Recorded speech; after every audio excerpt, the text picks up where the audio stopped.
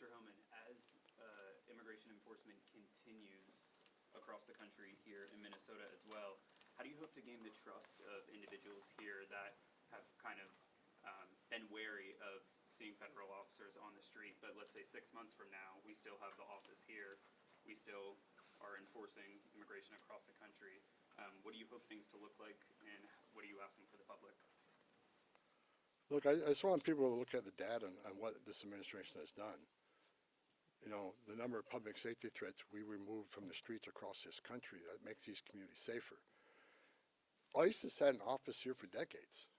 Before it was called INS, Immigration Naturalization Service.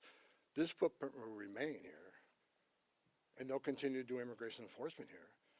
But as President Trump has said from day one, we're going to prioritize the public safety threats. Again, but prioritization doesn't mean forget about everybody else. That means if you have a criminal alien here and non-criminal here, the criminal always comes first because he's the biggest threat to the communities. We're going to continue to force immigration law, but we're going to get back to the footprint here, the normal footprint here.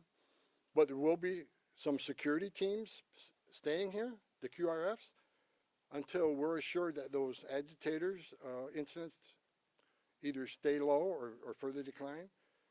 I'm not going to remove everybody out of the safety of our officers, but like I said, and Operation Metro Surge is ending. And in the next week, we're going to deploy the officers here on detail back to their home stations or other areas of the country that are needed. But we're going to continue to enforce immigration law. That's what the American people voted for.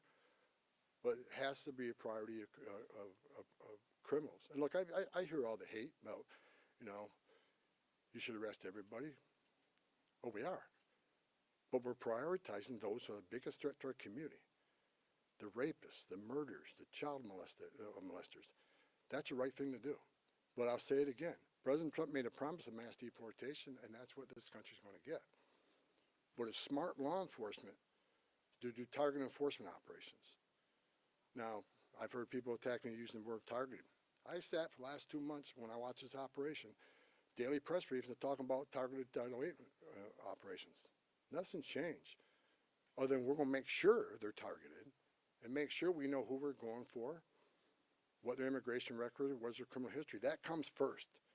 But enforcement of Title VIII is not going to end. If you're in this country legally, you're not off the table. And I think we're proving that if you look at the data.